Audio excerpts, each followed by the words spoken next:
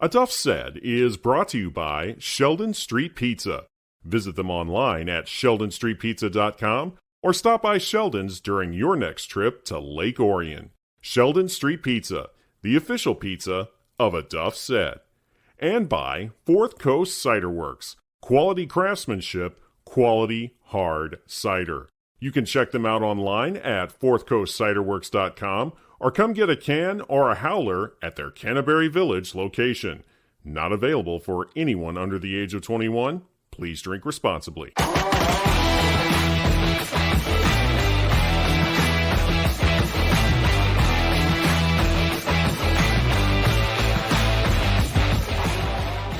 Saginaw Valley State is 2-0 this season after the Cardinals defeated 9th-ranked Bowie State 40-12 this past Saturday. Saginaw Valley State travels to Midland on Saturday to face Northwood in the historic Axe Bowl.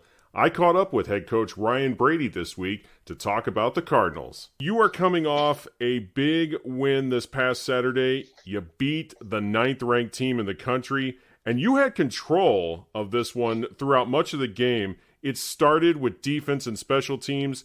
They helped set the table for 2 quick scores, and then the offense took over from there. How pleased were you to see those units have a tremendous impact on that game early on? Yeah, obviously, Trevor Nowatzki made a big play right away with the interception, and then we turned that turnover into points, which was huge. And then our defense came back and made another great stand, and then we blocked part of their punt and turned around and made a 14-0 quick, and so it was obviously a huge start to the game. And then it was from there we just rode the momentum and never looked back. I want to talk a little bit about Trevor because he is a senior. He has been with your program for a few years now. He picked off that first pass of the game, and he finished the day with 10 tackles. Someone else on defense that showed up for you was sophomore Micah Kritzinger. He had 11 tackles, and he forced a fumble. These are 2 big playmakers on your defense. What more could you ask out of them and your defense on Saturday? Yeah, defense I thought played outstanding. And I give Bowie State a lot of credit. I thought they did a nice job offensively. They tempoed us, they spread us out. We knew they were going to have to throw the ball, but I thought they did a nice job, having high efficiency, pass plays and continuing to move the chains and put pressure on us. I mean, we must have had 3 or 4, maybe even 5 DBs cramping with how hot it was and the pace that they were going. But I thought our linebackers did a really good job. Micah and Trevor included there. Those guys really are great athletes and physical players. And I thought they just played a really solid and consistent game. And, both of those guys were a big part of our victory on Saturday, and both created, important takeaways that helped propel us. Trevor has been with your program for 4 years now. What has he meant to your program? Yeah, Trevor, he's just had a ton of growth throughout his career here. It feels like yesterday he was a redshirt freshman, and now he's, a senior. And honestly, he's worked his way into being, one of the best players on our team. And he's did that, and he's self-made. And everything he's all the credit he's receiving is it's well deserved, and he's put himself in position by the hard work that he's put in, and so I'm just very happy for him. And he had an outstanding season in 2021, and he's taken his game and his body to a whole nother level. And so Trevor's he's one of our leaders, and one of our captains that we're going to be leaning on and as the weeks to come. That day always comes when the senior leaders on your team are going to be playing that final game. They're going to be putting on that SVSU uniform for the final time.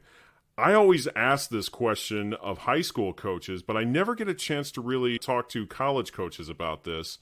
When they leave your program, when that next step is ready to be taken, that's when you go out into the real world for a lot of these guys.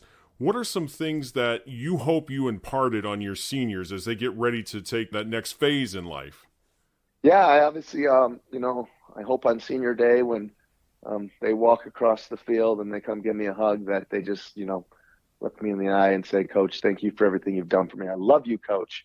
And so at that moment in time, I'll know that I've did my job. And, I just wanted to go out into the world and, and obviously take all the values and, all the things that we've taught them here and continue those things so they can be successful. But the biggest thing here is what we preach to our guys is just being, good people to treat others how you want to be treated. And so we spend a lot of time on relationship building and how to build relationships and how to treat people. And so, I'm just hoping my guys still continue to go out there and smile and say please and thank you and do it the right way, because that's what's going to take you where you want to go. It's just that human interaction. And so, Trevor's one of those guys that I think, he's got a very great smile and a great personality, and he's very likable. And I could just see how he's grown from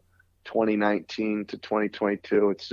It's just incredible. And so to see your guys, walk across the stage and finish their football careers, and, to see them as 18, 19-year-olds to, walking out 22, 23 years old, it's just, it's special. But there is a lot of games left to be played until you get to senior day, thankfully. And really getting back to Saturday, offensively, you got another great week running the football. 7 different guys combined for 323 rushing yards. What did you make of the way that you guys were able to really move the football in this game? Yeah, obviously our offensive line and our tight ends and our running backs are doing a great job blocking. And so coaching staff deserves a lot of credit getting these guys prepared. But I've really been pleased with our physicality. And so we've been very consistent. And we've played a lot of bodies early on. So, offensive line wise, we've been rolling 9-10 bodies, and that's been the plan. But we've been a little bit banged up, and we've had some opportunities for some guys to come in and step up. And those guys have risen to the challenge and have did a very nice job, and we haven't missed a beat. And so that's been great. But a lot of our success has to do with the way we've been taking care of the ball. We've not turned the ball over yet in the first 2 games, and our offense now requires a lot of different guys to touch the ball. And so, it's just the law of averages. The more guys that touch it, the greater your chances are for maybe putting that thing on the ground. But we work on ball security every single day here, and so it's been really cool to see us roll in 3 and 4 different tight ends, 10 different offensive linemen, and then 7-8 ball carriers every game, and that makes it really tough for people to key in on what we're doing and who's getting the ball, and we got to stop this guy, and so it's been really cool so far. But we got a great challenge ahead of us this week in Northwood. Senior Casey Williams had a phenomenal day for you, 135 yards of total offense. He's a senior receiver. What's it been like to watch him develop into the kind of offensive weapon that he has turned into for you guys this season? Yeah, he's a multi-dimensional athlete, so he's really a hybrid player for us. And so he can run the ball, he can run routes and catch the ball. I mean, it doesn't matter what aspect. He's a great blocker. He really, really gives us an added dimension. So, he's kind of like in that, that Reggie Bush kind of category where, it doesn't matter if he's in the backfield or he's out at slot receiver, like he's effective in both of those settings. And so Casey had a nice game, and he's another guy that's overcome an awful lot in his time here. He didn't get to finish the season last year with a season-ending injury, and prior to that, he played 3/4 of his season, on a torn hip labrum, and so he's I got to see him last year just battle every single day through pain and injury just to be out there and help us win. And so to see him back healthy, with a clear mind, having fun with a smile on his face, it's been great to see. And so, Casey's really excited. He's just the best he's felt in in years. And so you can see what a healthy Casey Williams can do on Saturday. And so hopefully there's much more to come of that. How thrilled were you to see him make that progression to overcome those injuries and make his way back? Oh, it's great. I mean, it's hard. It's hard as a coach, to see one of your guys, struggling mentally and having to battle through pain. And I just told Maestro, I said, I'm just so proud of you for what you did. And, there's days where we just told him, hey, man, you're not going to practice on Tuesday, and then Wednesday he'd be limited. And then Thursday he would practice a little bit more. And then Friday he'd rest and Saturday he'd have to play.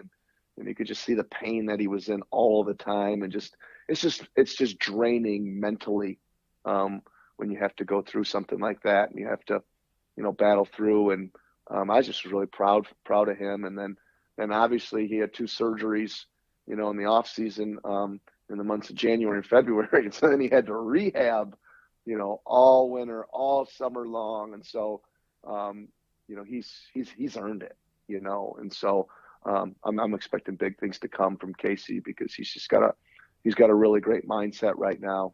And he knows that this is his last run and he's put an awful lot into this. And so I would expect big things to continue from him.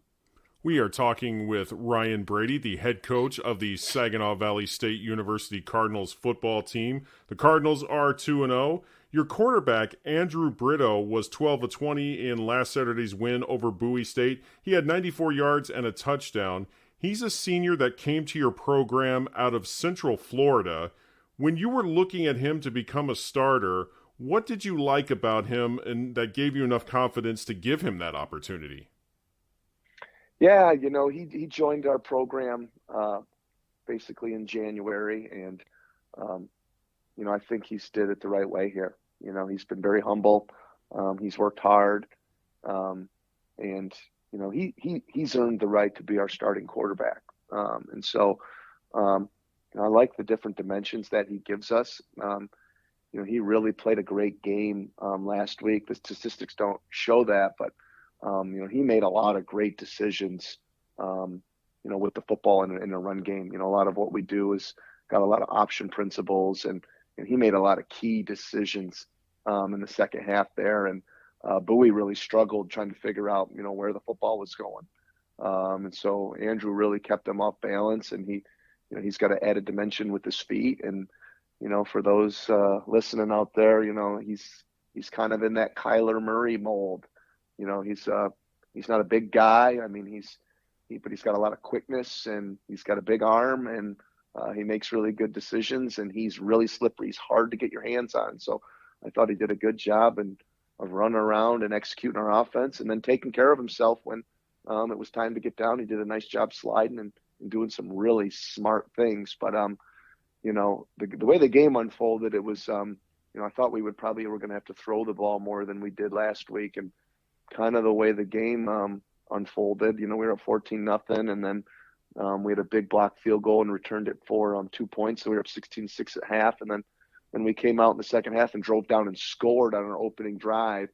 And that really gave us a 3-score lead. And at that point it was, just trying to protect our defense and grind the clock and shorten the game. And as we continued to do that, we just wore Bowie State down. And so we didn't really need to, lean on the pass game a lot, but we got a lot of explosive playmakers, and Andrew is one of those. And we think we're going to have a big year throwing the football as well. I like that Cardinals comparison there. I really like that you threw that in there. But unlike the Arizona Cardinals, the Saginaw Valley State Cardinals are 2-0 heading into this weekend's matchup. How have your guys reacted to this start? Yeah, I think we're very humbled. This was our expectation, so no one here is surprised that we're 2-0. And so our standard is very high here, and so I feel like our guys have handled this very well, and our mindset's just to go to work every day. And so we have Northwood in the Axe Bowl this week, and this is the biggest game of the year for us. This is a long history and tradition between these two schools, and there's a traveling trophy that's an Axe, and so it's our crosstown rival. And so there is nothing more important in this game. And so it's been really easy to stay focused and locked in this week, because this is one of those games that you remember forever. And it's going to be an unbelievable environment as it's homecoming. And obviously we're at Midland, and they got a cool venue. And with it being homecoming in the Axe Bowl, I expect that we're going to travel very well, and they're going to have a great crowd. And so it's going to be a really cool electric atmosphere. So there's a lot of buzz and a lot of energy that's been going on in practice all week. What is the history of the Axe, the actual trophy that you guys play for? Yeah, it started way back, and it's just continued here. Every alum that hits me up, and I've heard from a ton of them this week, great win last week, coach, but big one this week.